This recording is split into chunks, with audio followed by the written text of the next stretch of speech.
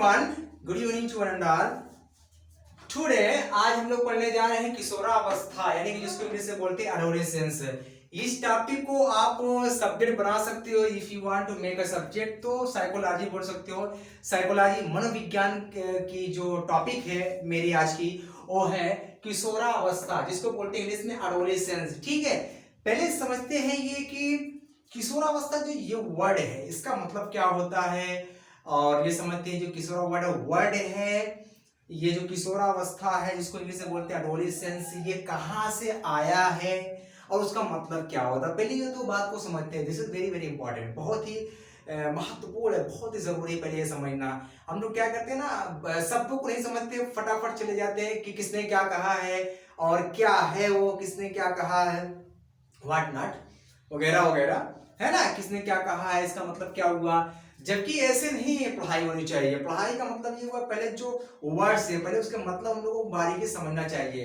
तो एडोलेसेंस का मतलब क्या है, जैसा मैंने पहला यहाँ पे लिखा है कि या लैटिन भाषा के, या लैटिन भाषा किसका है, ये इंग्लिश वर्ड नहीं है, ठीक है ना, ये लैटिन भाषा के एडोलिसियर, एडोलिसियर जो एडोलेसेंस ये जो शब्द है, ये शब्द जो है एडोलेसेंस किशोरावस्था जिसको हिंदी में बोलते हैं, ये इंग्लिश वर्ड से नहीं लिया गया है।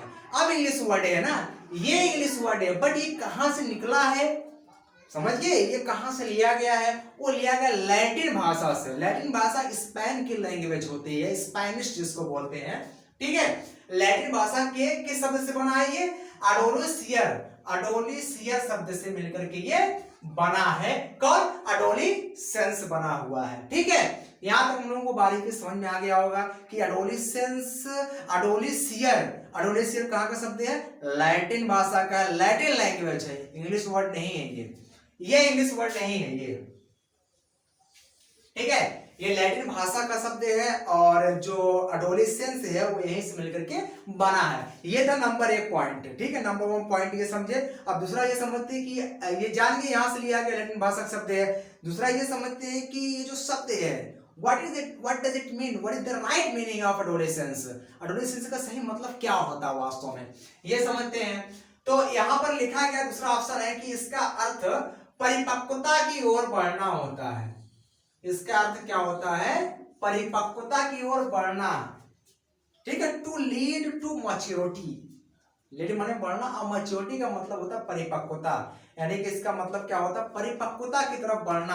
आप देखते हो जो किशोर होते हैं या किशोरी होती हैं उनमें मैच्योरिटी ज्यादा होती है। आप कह सकते हो कि मैच्योरिटी आ जाती है, परिपक्वता आ जाती है। परिपक्वता का मतलब क्या होगा, परिपक्वता का मतलब ये हुआ सेंस बढ़ जाता है, समझदारी आ जाती है, और जो हमारी जो विकास होता है वो अपने चरम बिंदु पे होता है, विकास पूरा हो चुका होता है।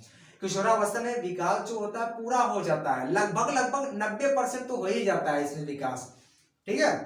बताते ये है कि किशोरावस्था में जो विकास होता है वो प्रौढ़ावस्था की जो अडल्ट पीरियड है, प्रौढ़ावस्था का 90% हो जाता है, मस्तिष्क का विकास और बॉडी का विकास। मैच्योरिटी का मतलब यहाँ पर हुआ सेंस अच्छा हो जाता है, समझदारी आ जाती है, और जो हमारी बोन्स है, हमारे जो मसल्स है वो काफी एक्टिव हो जाती है, मसल्स भी काफी एक्टिव हो जाती है, ठीक है। दैट मीन्स मैच्योरिटी, इसका मतलब होता है, मैच्योरिटी का मतलब ये होता है समझदारी आ जाती है, मैच्योर हो जाते हैं, ठीक है।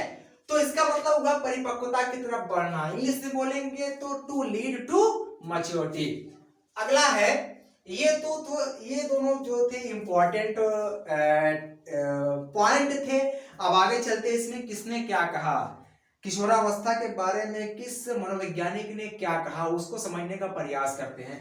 पहले मनोवैज्ञानिक हैं क्रो एंड क्रो, पहले जो मनोवैज्ञानिक हैं वो हैं क्रो एंड क्रो, क्रो एवं क्रो या क्रो एंड क्रो के अनुसार क्या है, किशोर युवा वर्तमान युग की ऊर्जा और भविष्य की आशा उपस्थित करता है।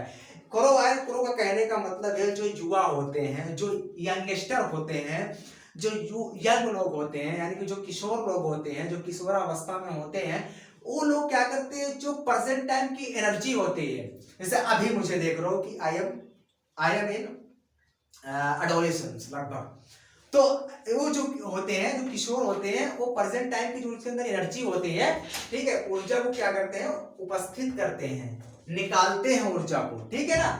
और क्या करते हैं, जो वर्तमान युग की ऊर्जा और भविष्य की आशा करते हैं, और वो ये माइंड मेकअप ये करते हैं, बनाते हैं कि भविष्य हमको ये करना वो करना, व्हाटएवर, ठीक है ना, व्हाटएवर।